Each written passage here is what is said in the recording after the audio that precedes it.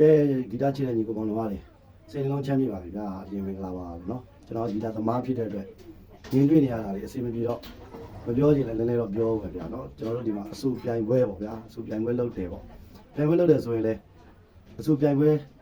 ဆိုတဲ့ခေါင်းစဉ်မြန်မာနိုင်ငံရဲ့အဆူပြိုင်ပွဲကြီးနော်အဲ့အောက်မှာရှိတဲ့ပြိုင်ပွဲဖြစ်တဲ့အတွက်ဟိုဘယ်လိုပြောရမလဲဗျာစံနှုန်းပေါ့နော်ပြိုင်ပွဲတစ်ခုရဲ့အရေးသွေး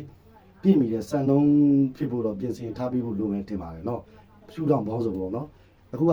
လာပြိုင်တဲ့ကလေးတွေကအာကိုတကြီးတဲ့လာပြိုင်ရတာဗျအချိန်ကြီးပတ်စံနေသူတို့အများကြီးရင်းပြီးတော့တကယ်ဝါသနာအခြေခံပြီးလာပြိုင်ရတာ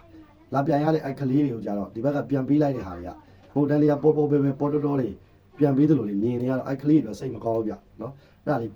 ပြောချင်တာပေါ့နော်ကလေးတွေကိုပြောချင်တာအဓိကအဲ့တော့ညီလေးညီမလေးတွေရေးပြိုင်ပွဲတွေကိုဒီလိုအစင်မပြေတဲ့ကိုဘောပေါ့နော် respect ပြန်မပေးတဲ့ကောင်းကင်ကပြန်မလုပ်ပေးတဲ့ပြိုင်ပွဲတွေကိုမပြိုင်နဲ့အလကားပဲအဲ့မှာပြိုင်ပြီးတော့ဂုံသိက္ခာကြောက်ပဲရှိတယ်ညီလေးတို့ညီမလေးတို့နာမည်ကောင်းရဖို့မရှိဘူးတလားဒါစေတနာနဲ့ပြောတာငါညီလေးတွေညီမလေးတွေတကယ်အမှုပညာကိုချစ်လို့ဝါသနာကြီးလို့တချင်းတွေ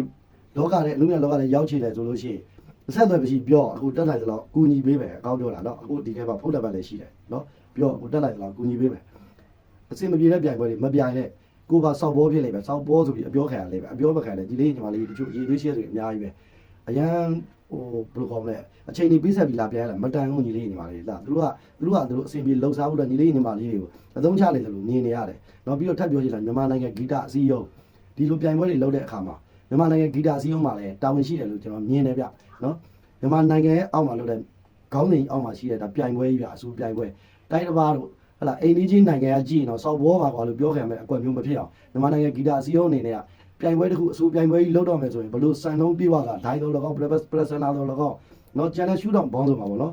ဘလို့အရေးအသွေးတွေပြည့်မီမှဒီပြိုင်ပွဲကိုကျင်းပလို့ရမယ်ပါဖက်ဖြစ်အောင်ပြင်ဆင်ပြီးမှလုပ်ခွင့်ပြုမယ်ဆိုတဲ့ဟာမျိုးလေးတော့ဂီတအစည်းအရုံးကလည်းဝင်ပြီးထိန်းချောင်းသင့်တယ်လို့မြင်ပါတယ်မြန်မာနိုင်ငံဂီတအစည်းအရုံးကြီးကိုပြောချင်ပါတယ်နော်အဲ့ဒါလေးတော့လုပ်ဖို့လိုအပ်မယ်ထင်ပါတယ်ဒီတိုင်းလေးလူရှုပြီးကြည့်မနေပါနဲ့ကျွန်တော်တို့မြန်မာနိုင်ငံဂီတအစည်းအရုံးကြီးကဘာလုပ်မှလဲလို့ကျွန်တော်မေးချင်ပါတယ်ခင်ဗျာနော်အခုလိုမျိုးကြီးတွေဖြစ်နေတာကြတော့အဆင်မပြေဘူးဗျာနော်ကျွန်တော်အနုပညာလောကအတွက်လည်းဂုံတိတ်ကအရန်ကြဆင်းနေဗျာနော်ဓမ္မဂီတလုံးဝဟိုလို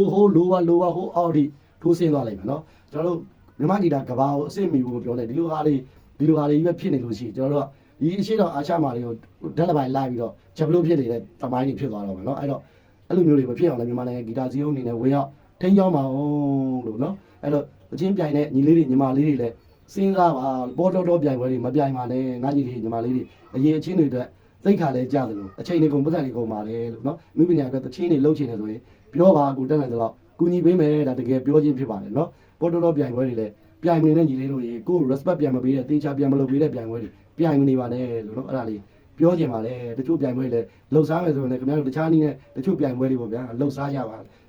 အလူပညာဂီတဘန်းပြပြီးတော့မဟုတ်တန်းလျားတွေပေါက်ကြရတွေမလုပ်ကြပါနဲ့เนาะ